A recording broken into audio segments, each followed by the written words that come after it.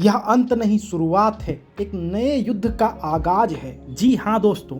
यह आंदोलन supreme court के निर्णय के साथ 6 सितंबर को खत्म नहीं हो गया है, बल्कि यह एक नए चरण में प्रवेश कर चुका है। सबसे पहली बात कि केवल अभी तक सिद्धार्थ मिश्रा वर्सेस यूपीएससी मामले में ही अभ्यर्थियों को हार का सामना करना पड़ा है। अभी और भी 2 केसेस यूपीएससी के खिलाफ कोर्ट में चल ही रही हैं। संतोष देवी वर्सेस यूपीएससी का मामला, जिसकी नेक्स्ट हियरिंग 13 सितंबर को है, तथा हिमांशु कुमार वर्सेस यूपीएससी मामले का ऑर्डर भी अभी आना बाकी है, क्योंकि दिल्ली हाई कोर्ट ने इस ऑर्डर को अभी तक रिजर्व करके रखा हुआ है। साथ ही सीसेट केस में भी रीट पिटीशन के माध्यम से सुप्रीम कोर्ट में फिर से अपील करने का प्लान चल रहा है और सीसेट के अभ्यर्थी लगभग 15 सितंबर के आसपास एक ग्राउंड प्रोटेस्ट आयोजित करने का प्लान तय कर चुके हैं और जल्द ही वो ग्राउंड प्रोटेस्ट ग्राउंड में इम्प्लीमेंट भी हो जाएगा। वहीं गांधी जयंती को अर्थात 2 अक्टूबर को जंतर मंतर में कोविड कंपनसेटरी वाले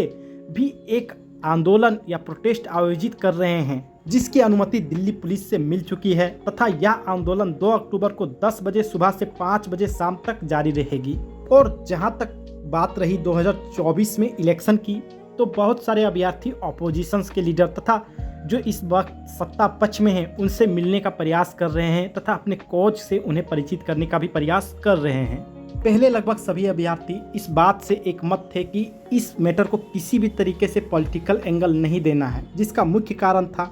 कि हो सकता है कि 2024 में इलेक्शन होने वाला है और इस मैटर को पॉलिटिकली हाईजैक कर लिया जाए। इसी कारण पॉलिटिकल एंगल को अभी तक बेहतर तरीके से एक्सप्लोर नहीं किया गया था, लेकिन अब ऐसा लग रहा है कि इस मुद्दे को अब पॉलिटिकल एंगल भी दिया जा सकता है। तो कुल मिला के बात अब यह है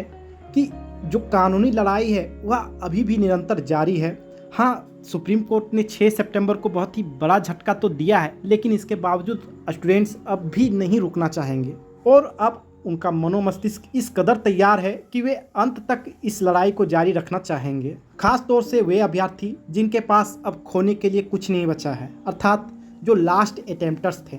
क्योंकि जिनके सपने बहुत ही गहरे होते हैं वही सपने उनके लिए सच होता है और जब उनका सच उनसे छीन लिया जाता है तो वे अपने सच को बचाने की तो जी तोड़ कोशिश करेंगे ही। अब अगला प्रश्न यह भी उठता है कि अगले 10 दिनों में जब मेंस का एग्जाम पूरी तरीके से कंप्लीट हो जाएगा, तब फिर इस तरह के कार्यों का क्या लाभ? तो इसका स्पष्ट जवाब है कि जो अभ्यर्थी इस मुहिम को अभी भी आगे बढ़ाना चाहते हैं, वे इस बात को मानते हैं कि हमारे साथ इस एग्जाम में अन्याय हुआ है और इसीलिए इस अन्याय का प्रतिकार करना आवश्यक है। कुल मिला के यह लड़ाई उनके लिए न्याय पाने की लड़ाई है और इसीलिए वे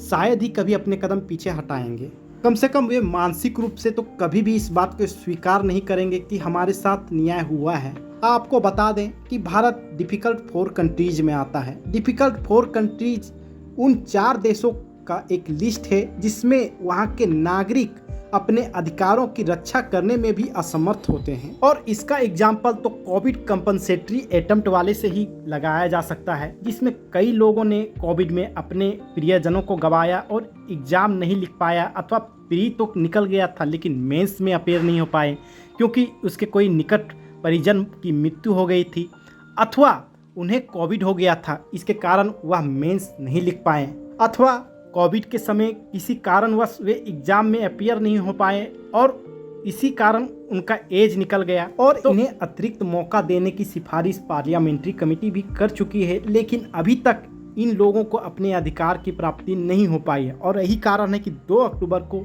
ये जंतर मंतर में एक प्रदर्शन करने जा रहे हैं। इसके साथ ही आने वाले समय में एक फ्रेश पिटीशन 2022 के गलत आंसर के ऊपर देखने को मिल सकता है, क्योंकि अभ्यर्थियों का दावा है कि 2022 के जीएस पेपर 1 में लगभग 6 प्रश्नों का उत्तर यूपीएससी ने गलत दिया है। वहीं एक अलग पिटीशन ब्लाइंड कैंडिडेट द्वारा भी दायर किया जा सकता है, जिसका मुख्य मुद्दा ही यही है कि लगभग पूरे भारत में ब्लाइंड कैंडिडेट को 8 क्लास तक ही पढ़ाया जाता है, जबकि सीसेट का सिलेबस 10 तक पूछती है और इस बार सिलेबस काफ़ी ब्रीच हुआ है, तो ब्लाइंड कैंडिडेट का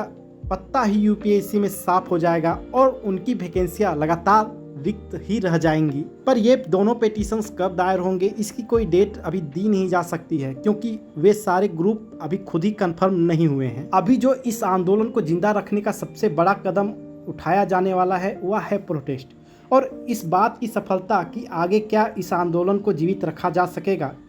आने वाला अगला प्रोटेस्ट जो 15 सितंबर के आसपास होने वाला है वही इसकी नियति भी तय कर देगी। अगर यह आंदोलन सफल होता है, अभ्यर्थी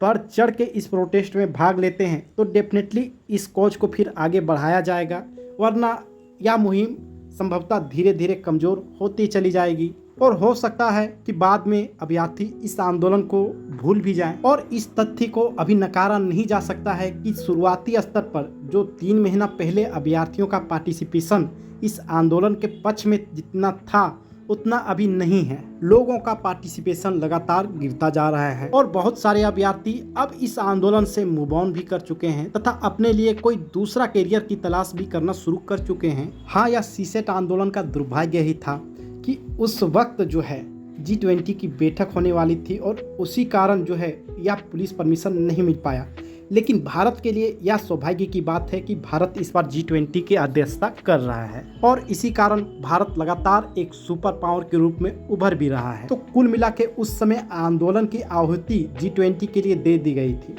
लेकिन जब G20 आज 10 सितंबर को ख़त्म हो जाएगी तो उसके बाद परमिशन भी मिल जाएगी और आंदोलन को कंटिन्यू करना आसान हो जाएगा, लेकिन उसका आउटपुट कमज़ोर हो जाएगा। यह बात भी पूरी तरीके से सत्य है। तो कुल मिला के इस आंदोलन को 3 एंगल से अब एक्सप्लोर किया जा रहा है। पहला, कानूनी कार्रवाई, जो सिद्धार्थ मिश्रा तथा हिमांशु कुमार और संतोष देवी तीनों एक तरह से अपने प्रोसेस में ही आगे बढ़ रहे हैं। दूसरा, प्रोटेस्ट, चाहे वो कैंडल मार्च हो अथवा धरना प्रदर्शन हो, वे सारे एंगल्स को एक्सप्लोर वहाँ किया जाएगा। और तीसरा, पॉलिटिकल एंगल, जिसमें इस कॉज को पॉलिटिकल सपोर्ट करने के लिए पॉलिटिकल परसुएशन किया जा रहा है। और कुल मिला के अब फिर से दिल्ली चलो का नारा दिया जाने लगा है। इस बार देखना है कि कितने लोग दिल्ली पहुंचते हैं। इस एंगल पर हम लोग अधिक एक्सप्लोर नहीं करेंगे, आने वाले समय में ही पता चल पाएगा कि दिल्ली में क्या अभ्यर्थी इस बार एकजुट होके आए अथवा स्थिति अथा स्थिति ही बनी रही। और इस बात को तो सेलिब्रेट ही किया जाना चाहिए कि इस मामले को केट से लेकर सुप्रीम कोर्ट तक तथा इस मामले को प्रोटेस्ट के माध्यम से ग्राउंड प्रोटेस्ट से लेकर जंतर मंतर तक ले जाया गया और अंततः इसे कुछ प्रिंट मीडिया तथा डिजिटल मीडिया में भी जगह मिल ही गई। और इन्हीं फ्यूचर्स को देखते हुए मैंने कहा था कि यह अंत नहीं शुरुआत है, एक नए युद्ध का आगाज है। धन्यवाद।